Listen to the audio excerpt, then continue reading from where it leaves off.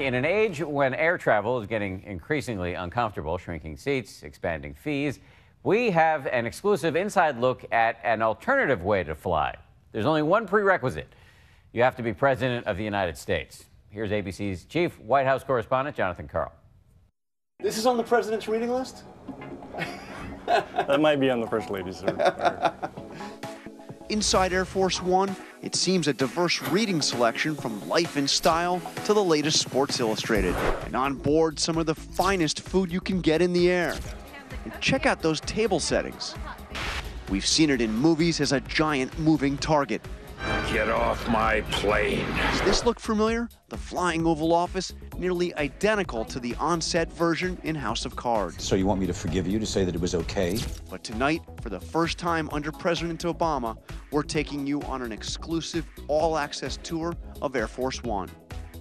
We are already on a military base, but we are about to go to a base within a base, one of the most secure military facilities in the world. This is where Air Force One is housed. Colonel Dave Banholzer is the Air Force One commander. If you wouldn't mind handing your cell phone over to our security guy here, just because we're going into a more secure I don't usually surrender this thing anywhere, so that's Our first stop, the kitchen, where military chefs prepare some of the best meals in the sky. So how do you ensure the security of this food? Once it leaves here, we're going to vacuum seal. We're going to make sure it's in our containers in our area. Today's menu, quinoa salad, hints at the healthy influence of Michelle Obama. Is the menu a little different when the First Lady's not flying? Because we know the President's... I can neither confirm nor deny. Just down the hallway, a stunning reveal. That's quite a sight. Welcome to Air Force One. Massive and spotless, every inch polished by hand before every flight. On the main deck, our tour guide, Chief Master Sergeant Rob Nation. This is the President's office, if you will. He can come in and do any of his day-to-day business here. He has the capabilities the same as the White House. On every flight, the President's personal physician.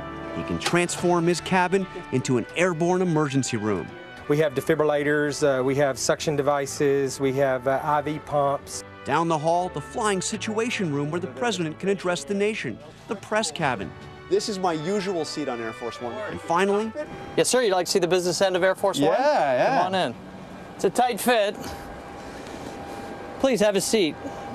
That's the co-pilot seat, so you can be my co-pilot today. All right. What's the most challenging place you've had to land? Afghanistan is the most, hard thumping until you get on the ground there, and then you get out of there safely. Yeah. Air Force One, most certainly secure. After all, it flies America's first family. I got to ask you, do you have a lot of weapons on this plane? The President is very well protected. One Hollywood myth busted. So have you ever seen the movie Air Force One? I have. Totally realistic, right? Absolutely not. Now, there is no escape pod on board the airplane, contrary to public myth. Our tour complete, we join the crew and President Obama for his 1070th flight, a trip to New York City. Quinoa. Just enough time to order lunch. Hey, Mom. And for a quick call to Mom on the President's secure line. And our journey ends here on the tarmac at JFK Airport in New York. Yet another on-time arrival for Air Force One. For Nightline, I'm Jonathan Karl on Air Force One.